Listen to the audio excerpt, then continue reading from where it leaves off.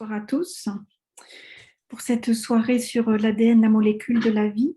Donc, je me présente, je suis docteur en neurosciences de formation et passionnée par les médecines complémentaires depuis mon adolescence. Donc, j'ai un parcours scientifique, j'ai fait la recherche médicale et scientifique. Et en parallèle de ce parcours, j'ai appris de très nombreuses pratiques de médecine complémentaire parce que ce qui m'anime, c'est ce monde de l'énergie. Et c'est un changement de paradigme dans lequel nous entrons actuellement.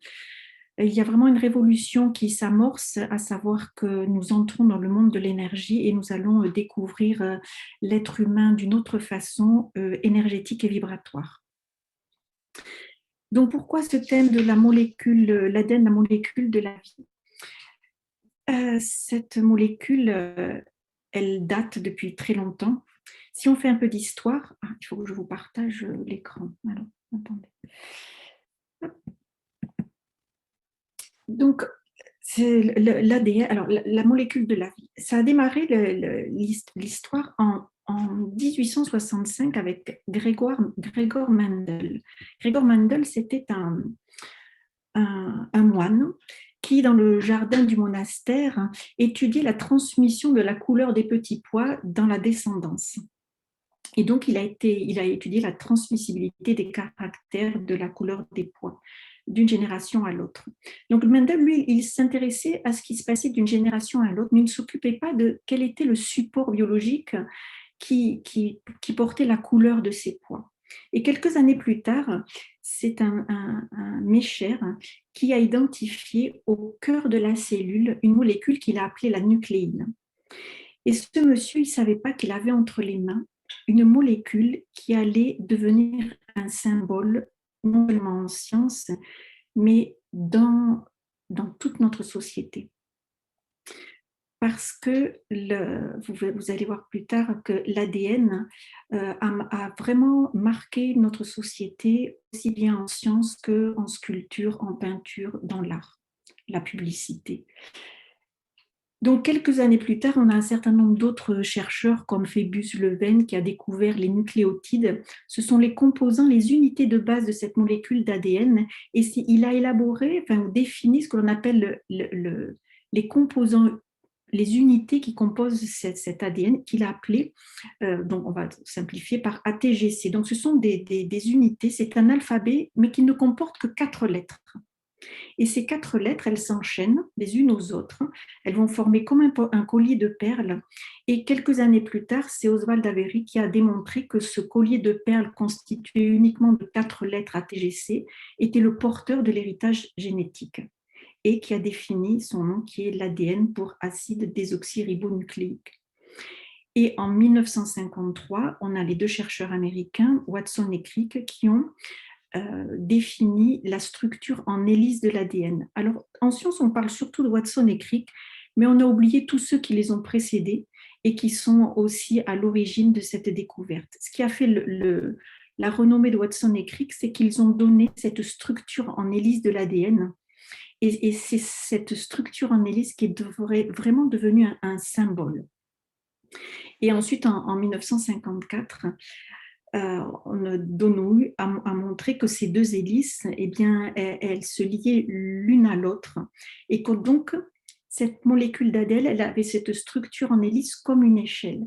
Et lorsque l'on regarde les différentes représentations de l'ADN, c'est comme une échelle qui n'a ni début ni fin, comme la vie. Donc, cette molécule d'ADN, c'est la seule molécule en science qui a vraiment été une icône et qui a vraiment représenté un symbole. Et elle a eu un impact dans différents domaines, comme par exemple la peinture. On a Salvador Dali qui a peint une toile en l'honneur de sa femme Gala-Sida et de Watson et Crick, qu'il a appelée la Gala-Sida acido-désoxyribonucléique acide. Ensuite, on a un autre peintre qui est William Blake, qui a représenté le songe de Jacob, qui est cette structure en hélice, c'est un escalier hélicoïdal qui fait le lien entre la terre et le ciel. Et ce sont les âmes qui montent et qui descendent à travers cette échelle qui symbolise la double hélice d'ADN.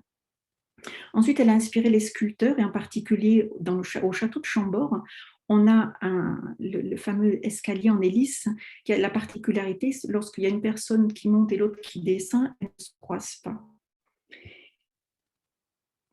Mais l'impact culturel de cette molécule, il est fort, parce qu'en 2008, par exemple, on a Gouin qui a peint l'image que vous voyez ici à gauche pour protester contre le fichage biologique qui était permis par les banques de données sur l'ADN.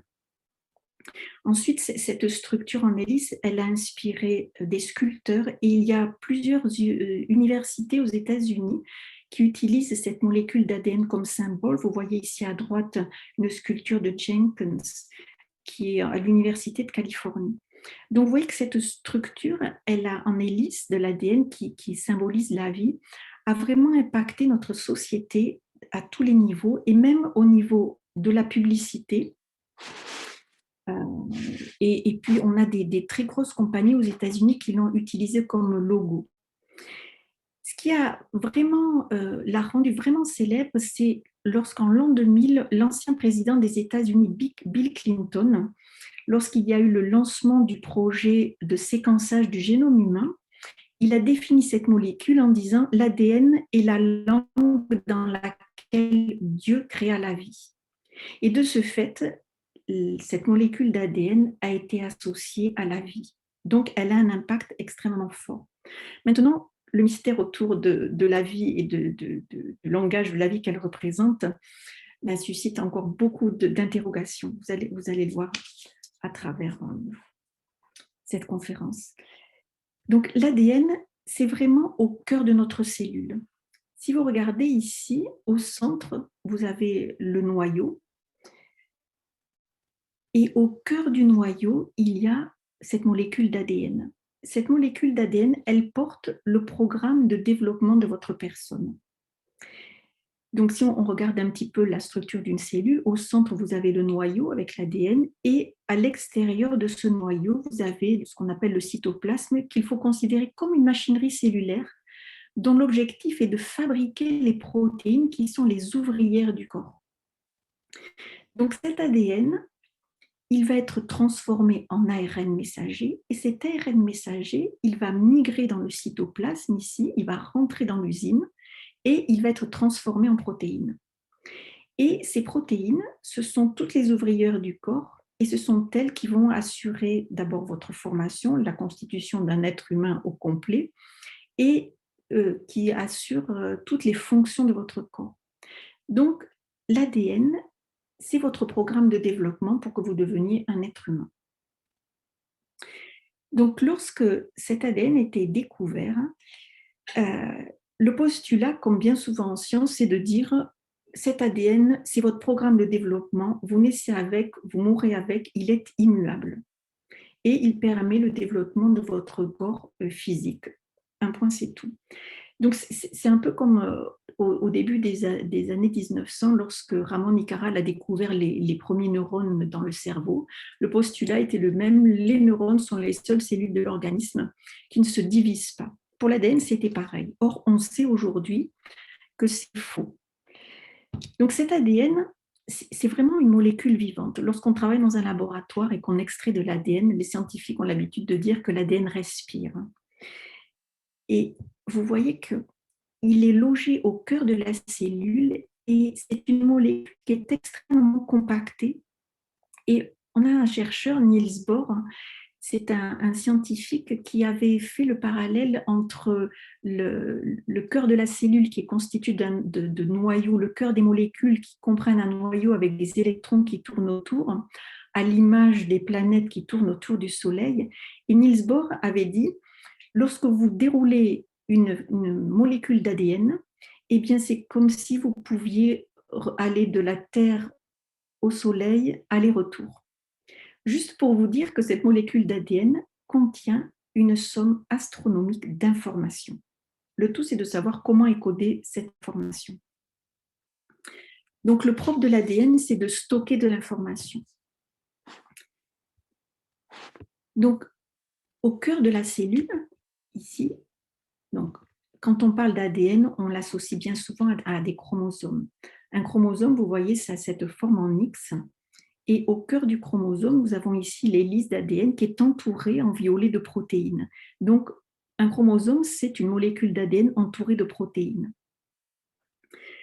Alors, parmi les premiers chercheurs qui ont défini cet alphabet à 4 lettres, cet ADN, il contient des trillions de 4 bases.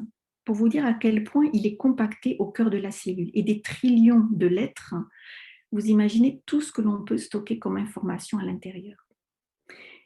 Donc, ces séquences d'ADN, comme l'ont montré Watson et Crick, vous voyez à droite, ici, vous avez un brin sur lequel s'enchaînent les 4 lettres ATGC, et en regard, vous avez un autre brin qui porte les lettres ATGC, et ces 2 brins s'associent l'un à l'autre et forment cette spirale qui contient tout notre programme de développement.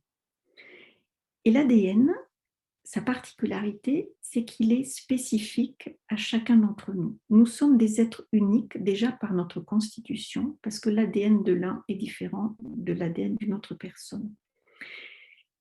Sauf que lorsqu'on étudie l'ADN de 2 personnes, eh bien, il diffère uniquement de 0,1% environ. Et tout le reste, ce sont des informations qu'ils ont en commun. Alors, si on part du début, lorsque l'ovule et le spermatozoïde se rencontrent, ce sont les 2 seules cellules du corps qui n'ont que 23 chromosomes. Et lorsqu'ils vont fusionner pour former un œuf, ils vont avoir 23 paires de chromosomes, donc 46 chromosomes. Donc, vous recevez une moitié d'informations de votre mère, une moitié d'informations de votre père. Et lorsque les chromosomes de la mère et du père vont s'associer, eh bien, ils vont échanger de l'information. C'est-à-dire que ici, les chromosomes, c'est comme si vous aviez une branche qui vient du père, une branche qui vient de la mère. Quand ils vont s'associer, ces branches de chromosomes, elles peuvent très bien s'entremêler l'une avec l'autre et échanger de l'information. Ce qui peut expliquer que dans une même famille, eh bien, lorsqu'il y a 4 frères et sœurs, ils n'ont pas la même couleur d'yeux, pas la même couleur de cheveux, pas la même taille, etc., etc. Et ce qui est encore plus fabuleux, donc c'est pour ça qu'on dit que l'ADN, il est unique pour chaque personne, parce que déjà à ce stade-là, il y a un échange d'informations qui fait que aucun autre être ne peut vous ressembler. Ça, c'est la première stade de diversité qui explique que chaque être est unique. Mais ce qui est encore plus incroyable, c'est qu'à partir d'une seule cellule, elle va se diviser pour pouvoir constituer un être humain dans sa globalité, avec tous ses organes, tous ses tissus. Et chaque cellule du corps possède tous le même ADN. Mais quand elle se divise, eh bien, il y a certaines qui vont se spécialiser en cellules du poumon, d'autres en cellules du foie, d'autres en cellules des reins. Ça veut dire que même si elles portent la même molécule d'ADN, eh bien, il y a certaines informations qui vont s'exprimer dans les unes et pas dans les autres, qui fait qu'elles vont pouvoir se spécialiser et devenir des cellules de différents organes. Donc, ici, à droite, vous avez la représentation des 23 paires de chromosomes. Et chaque chromosome porte de l'information, que ce soit sur tout ce qui nous constitue. Donc, vous voyez on stocke une quantité incroyable d'informations. Donc, si vous étiez dans un laboratoire de recherche, derrière quelqu'un qui vient de faire un séquençage d'un morceau d'ADN, voilà ce que vous liriez. Des enchaînements des 4 lettres qui composent l'ADN ATGC, ATGC, et qui s'enchaînent les unes aux autres. Donc l'ADN, c'est vraiment comme un code qui est à décrypter. C'est le travail du chercheur.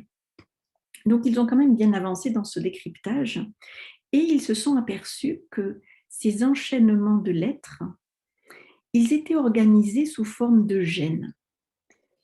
Et les gènes, dans l'ADN, ils sont transformés en ARN, puis en ARN messager, et cet ARN messager va passer du noyau dans le cytoplasme et il va donner naissance à des protéines qui sont les ouvrières du corps.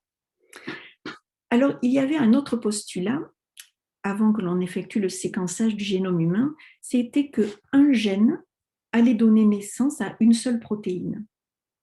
Or, on sait que depuis qu'il y a eu le séquençage du génome humain, que ce n'est pas vrai, donc c'est un postulat qui est à nouveau faux, c'est qu'on s'est aperçu qu'un gène pouvait donner plusieurs protéines, ce qui augmente encore la diversité de l'être humain. L'autre postulat, c'est qu'entre chacun de ces gènes, il y avait au départ ce que les scientifiques ont appelé l'ADN poubelle. Et on se disait, cet ADN poubelle, il ne sert à rien. Et au début, ils ne s'en sont absolument pas occupés. Or, cet ADN poubelle, c'est lui qui représente la partie la plus grande de notre ADN. Donc, comment croire que cette partie de notre génome ne servait à rien? Et on sait maintenant aujourd'hui que cet ADN poubelle, c'est un code, en fait, ce sont des séquences qui vont réguler l'expression des gènes. Donc, vous voyez qu'au fur et à mesure que l'on avance dans la compréhension du mécanisme de décodage de cet ADN, eh bien, on s'aperçoit que le mécanisme se complexifie de plus en plus et ce que l'on pensait vrai il y a quelques années, eh bien, remis en question très régulièrement. Ce qu'il est important que vous gardiez en mémoire, c'est que cet ADN est transformé petit à petit pour donner naissance à des protéines qui vont constituer un être humain. J'ai dit un D parce que ça va donner c'est le programme de développement de notre corps physique. Et on pensait en fait que cette séquence ADN transformé en ARN, transformé en protéines, c'était aussi un postulat, ça se passait toujours dans ce sens-là. Or, depuis quelques années, on s'aperçoit que ce mécanisme peut aussi s'effectuer dans l'autre sens et on a des protéines du cytoplasme produites par des ARN qui peuvent retourner dans le noyau et agir sur l'expression de certains gènes ou l'extinction d'autres gènes. Donc, vous voyez que le mécanisme d'expression de notre ADN est d'une complexité incroyable. Donc, gardez en mémoire que la molécule d'ADN, lorsque Watson et Crick l'ont découverte, on se disait c'est une molécule qui ne change pas et qui est immuable et vous mourrez, vous naissez et vous mourrez avec. Ça, c'est terminé. Gardez en mémoire que l'ADN porte l'ensemble de nos gènes qui vont nous permettre de prendre forme dans la matière. C'est ce qu'on appelle le génome, c'est le livre d'instructions de fabrication de notre corps. Les chromosomes, ça va être comme les chapitres du livre. Les gènes, ce sont les phrases et l'ADN, ce sont les lettres qui constituent les mots. Donc cet ADN, il est flexible, il vit, il change très souvent. Et c'est ce qu'on appelle les mutations. Ce va être des erreurs typographiques. C'est-à-dire dans l'enchaînement que je vous ai montré ici, il suffit que vous changiez, par exemple ici, on a 2 G qui se succèdent, il suffit que vous remplacez un G par un C, et la protéine qui va être fabriquée va être différente. Donc pour vous dire si la régulation est extrêmement fine. Et il y a d'autres mécanismes de flexibilité de cet ADN, c'est ce qu'on appelle des transposons. Donc, on a des petites séquences d'ADN à un endroit qui peuvent se détacher et aller se réincorporer à un autre endroit. Ce qui va changer, en fait, toute la lecture de votre alphabet et donc modifier les protéines qui sont fabriquées. Donc, l'ADN renferme une quantité astronomique de données et donc c'est un dispositif de stockage manifesté ou non parce que certains gènes sont exprimés à certains moments, éteints à d'autres. Donc en 2004, il y a eu cet énorme projet international de séquençage du génome humain qui nous a permis de faire des grands bonds en avant sur la compréhension du mécanisme d'expression de nos gènes et de l'ADN. Et c'est comme ça qu'on s'est aperçu que 99% de notre génome était identique chez tous les humains, mais qu'on différait de moins de 1%. Et ce 1%-là fait quand même que chaque être humain est unique. Donc, quel est l'intérêt d'avoir effectué ce séquençage humain? Il y a une notion à conserver, à avoir en mémoire. Il y a la génétique et la génomique. La génétique, elle va s'intéresser un peu à ce que faisait Mendel dans son jardin avec les petits pois, à la transmission d'un caractère d'une génération en génération. Par exemple, qu'est-ce que je pourrais vous donner comme exemple? Quelqu'un qui a une maladie, voilà, une maladie héréditaire qu'elle a héritée de son grand-père, et cette maladie va se transmettre de génération en génération. Et la génomique, elle va étudier un seul gène, mais parmi un nombre très important de personnes. Ce qui est intéressant dans la génétique, c'est que on va étudier un gène dans la descendance. Mais ça veut dire qu'on va étudier un gène chez vos aïeux. Mais si vous remontez le temps et que vous remontez de tous les aïeux jusqu'au premier homme sur Terre, vous pourriez très bien dire que nous portons dans notre ADN la mémoire de tous les êtres qui nous ont succédé. Et pour stocker cette information, eh bien, ça demande beaucoup de place, beaucoup de stockage d'informations. On pourrait très bien dire que dans cet ADN ici, qui est considéré par les scientifiques comme aujourd'hui comme un ADN qui sont des séquences qui vont réguler l'expression de certains gènes, mais la quantité d'informations qui est stockée ici est tellement importante, on pourrait très bien se poser la question, savoir si tout ce que nous avons hérité de toutes les personnes qui nous ont précédés ne sont pas stockées ici et que nous n'avons pas accès à cette information comme ça parce qu'on ne serait pas en mesure de la gérer. Donc, on pourrait se dire peut-être que dans cet ADN poubelle, on a de l'information qui date de l'histoire de l'humanité. La génomique, à l'inverse, va étudier le lien entre un gène et une maladie. Et elle va nous permettre de faire des diagnostics, de faire des dépistages de maladies graves, éventuellement de mettre en place des traitements ciblés sur certains gènes. Et on arrive aujourd'hui à ce que l'on appelle la génétique personnelle. Et cette génétique personnelle va poser des problèmes sociétaux et éthiques. Parce que si on peut commencer à étudier le génome des personnes et se dire que vous avez une susceptibilité à telle maladie, eh bien, à l'avenir, on pourrait se poser la question de savoir est-ce que certaines compagnies d'assurance ou est-ce que certains employeurs, dans la mesure où vous êtes susceptible de développer telle maladie, pourraient très bien dire qu'ils ne vous prennent pas. Je reviens à la première image que je vous ai montrée tout à l'heure, la peinture où cet artiste dénonçait l'utilisation des données stockées dans l'ADN de chacun d'entre nous. Donc, vous voyez que cet ADN, c'est une foule d'informations, mais qui sont à la fois spécifiques à chacun d'entre nous et à la fois collectives. Alors, il y a aujourd'hui, alors vous avez vu que la diversité des gènes, il suffit que vous changez une seule lettre, c'est ce qu'on appelle des mutations qui sont soit spontanées, soit par des échanges d'énergie, soit par ces fameux transposons, ces petites séquences qui se déplacent. Vous changez le code génétique et vous augmentez la diversité de l'expression de vos gènes. Donc, vous êtes un être unique. Et ces gènes, suivant qu'ils sont exprimés ou pas exprimés, soit on va s'acheminer vers une sélection de l'humain, soit sur une dégénérescence de celui-ci. Mais ça, c'est l'évolution naturelle, on va dire. Il y a un autre pan de la science qui s'est développé ces dernières années, dont on a beaucoup entendu parler, qui est l'épigénétique. L'épigénétique, c'est tout ce qui se situe autour des gènes, autour du génome. Et il y a un très gros projet qui va être lancé justement pour étudier l'épigénome humain.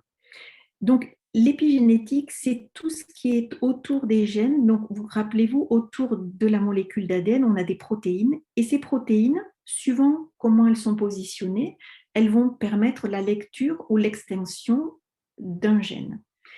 Qu'est-ce qui va pouvoir influencer l'expression de ces gènes? Eh bien, c'est tout ce qui nous entoure. D'abord, il y a notre alimentation et l'eau. Lorsque on absorbe des toxines, des pesticides, des métaux lourds, etc., ce sont autant de toxines qui vont venir bloquer l'activité des protéines, donc des ouvrières. L'eau, par exemple, suivant la qualité de l'eau et la pureté de l'eau que vous allez boire, sachez que l'eau a la capacité à modifier la molécule d'ADN dans sa conformation spatiale. Donc, quand vous changez sa conformation dans l'espace, vous changez l'expression de vos gènes. Il y a des facteurs qui ont été étudiés, évidemment, comme le stress, l'exercice, les relations sociales. Il y a les fameux caractères transgénérationnels qui sont transmis d'une génération à l'autre. Un des exemples que je peux citer, c'est lorsqu'en 2001, il y a eu l'effondrement des tours jumelles. Des scientifiques aux États-Unis ont étudié les deux groupes de femmes enceintes, enfin la descendance. Donc, ils ont pris un groupe de femmes enceintes qui était à New York et qui a vécu l'événement en direct, et un groupe de femmes enceintes qui a vécu en Californie et qui a vécu l'événement à distance. Et lorsqu'ils ont comparé les enfants issus de ces deux types de femmes, ils se sont aperçus que les femmes qui avaient vécu l'événement direct à New York, que les enfants issus de ces femmes-là avaient une susceptibilité au stress beaucoup plus importante que les autres. Ça veut dire que lorsqu'il y a un impact psycho-émotionnel fort, eh bien, il y a comme un marqueur qui se met sur les protéines qui entourent votre ADN et qui va se transmettre de génération en génération. Donc ça, c'est très important. L'autre exemple que l'on peut citer, c'est typiquement les jumeaux. Les jumeaux, les vrais jumeaux, ce sont les deux seuls qui ont un ADN identique.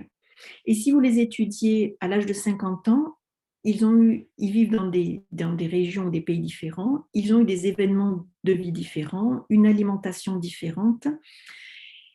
Tout ça fait qu'ils vont avoir une expression des gènes différente. On a les travaux de Bruce Lipton qui démontrent que les émotions et nos pensées sont aussi capables d'influencer nos gènes. Quelqu'un qui a en dépression, il exprime certains gènes plutôt que d'autres. On a un monsieur Rossi qui a travaillé en hypnose et lui, il montre que sous hypnose, lorsque vous êtes capable de modifier certaines perceptions ou schémas psychologiques sous hypnose, il a montré qu'il modifiait l'expression de certains gènes, en particulier des gènes inflammatoires. Il a aussi montré que la susceptibilité à l'hypnose était liée à certains gènes. L'autre question qui se pose, vous connaissez sans doute le deuxième cerveau qui est notre microbiote. Et dans notre microbiote, nous hébergeons des millions de bactéries différentes. Et ces bactéries portent de l'ADN. Et les bactéries ont une particularité, c'est qu'elles sont capables d'échanger de l'ADN entre elles juste par contact. Donc elles-mêmes, elles peuvent modifier leur génome juste par un échange d'informations, par un échange de gènes. C'est ce qu'on appelle le transfert horizontal d'informations. Et on se pose la question de savoir si ce transfert horizontal d'informations pourrait avoir lieu chez l'homme ou pas. Ça, c'est encore un sujet qui est débattu par les scientifiques. Mais la question qui se pose, c'est que lorsqu'ils ont étudié les fameuses séquences d'ADN poubelles, les scientifiques ont retrouvé certaines séquences bactériennes ou virales, ce qui conforterait le fait que ces séquences d'ADN poubelles portent une information très ancienne. On pourrait dire la mémoire terrestre ou la mémoire de l'humanité. Donc vous voyez l'impact de tout ce que nous vivons, de l'environnement dans lequel l'on vit, la façon dont on s'alimente, ce que l'on boit, les toxines que l'on ingère et tous nos événements de vie impactent l'expression de nos gènes.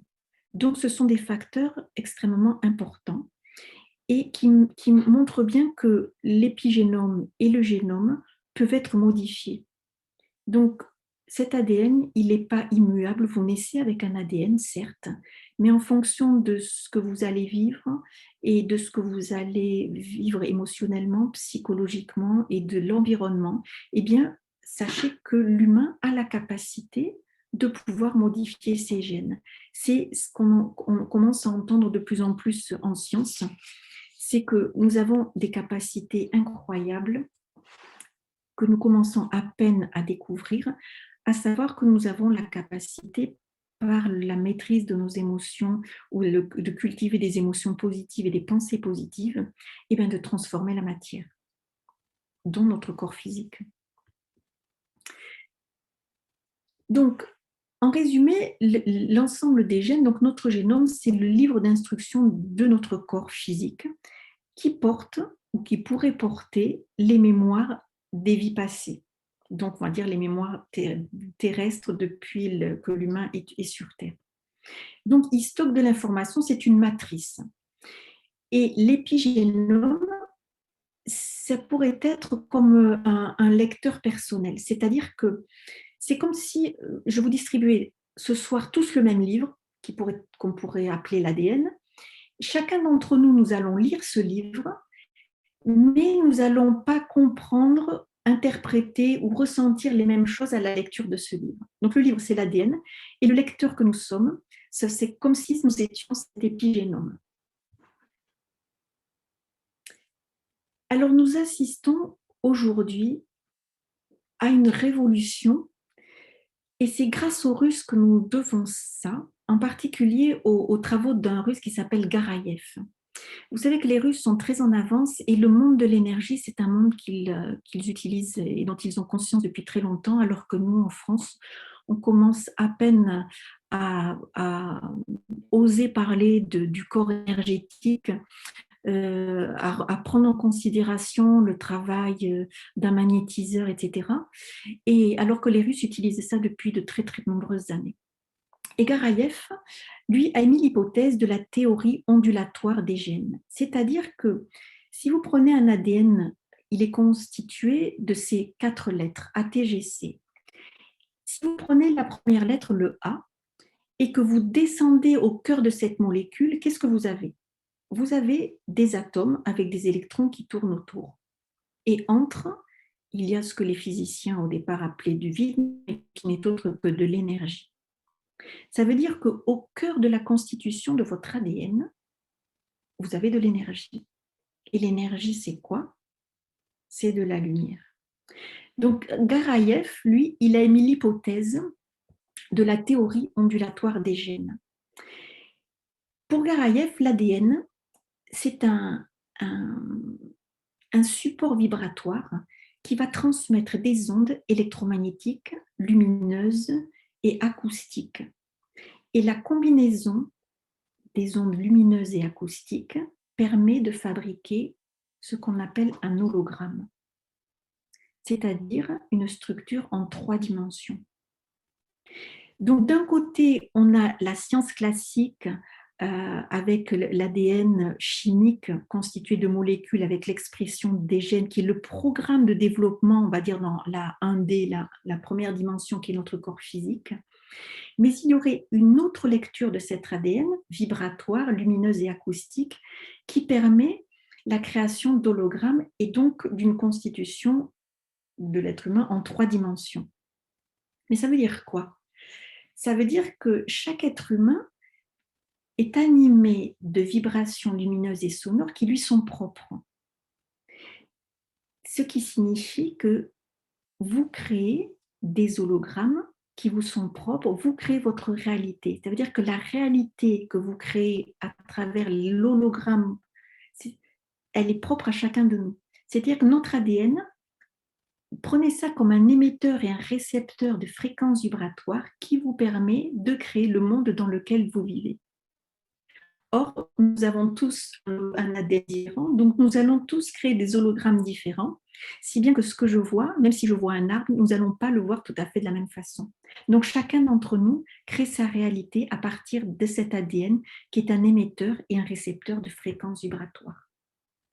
Donc vous voyez, on rentre dans un autre paradigme énergétique fréquentiel. Donc pour terminer, l'ADN, voyez-le comme un bioordinateur holographique multidimensionnel. Bioordinateur, pourquoi? Parce qu'il a le programme de développement de l'être humain, vous l'avez compris. Et en plus de ça, il a la capacité à créer des hologrammes et donc, on va dire, de créer des hologrammes dans différentes dimensions. Donc, cet ADN, on est en train vraiment de changer de paradigme et de l'envisager tout autrement. Et si vous vous souvenez de la première peinture que je vous ai montrée, avec l'échelle de Jacob, où les âmes se promènent de la terre vers le ciel, c'est comme si c'était notre ADN qui nous permettait, comme le fil d'Ariane, qui nous permettait de nous déplacer peut-être d'une dimension à une autre, qui sait, puisque les physiciens parlent déjà de plusieurs dimensions. Est-ce que nous aussi, l'être humain ne serait pas capable, avec notre ADN, d'exister dans plusieurs dimensions? Donc, vous voyez que cet ADN, il anime beaucoup, on a encore beaucoup à découvrir sur cette molécule, et c'est pas pour rien qu'elle s'appelle la molécule de la vie, mais il y a encore beaucoup d'interrogations autour de cette molécule sur tous les mécanismes qui l'animent, et donc elle est vraiment unique en son genre. Elle suscite énormément d'intérêt en sciences. Pourquoi? Il y a des scientifiques qui ont fabriqué des fragments d'ADN dans les laboratoires et qui se sont aperçus aujourd'hui que ces fragments d'ADN synthétiques pouvaient servir à stocker de l'information. Donc, les projets futurs, c'est le séquençage du génome d'un plus grand nombre d'individus, ce qui va générer des quantités incroyables de données, le big data. Et donc, la révolution qui se prépare, c'est que ces données, qui aujourd'hui sont stockées à travers nos ordinateurs, etc., à l'avenir, elles vont être stockées dans des petits fragments d'ADN. Donc, c'est la révolution qui arrive. Donc, vous voyez que cette molécule qui est extrêmement complexe, mais qui est à la fois est très prometteuse en sciences. Mais elle soulève un certain nombre de points éthiques et sociétaux. Donc, voilà, j'espère avoir été assez claire et simple et vous avoir fait un petit tour d'horizon de ce que pouvait être cet ADN, donc la molécule de la vie, où à mon sens, nous sommes qu'au début du début de ce qu'elle va pouvoir nous apporter, surtout avec cette ouverture au sens large dite énergétique. Voilà, je vous remercie de votre attention.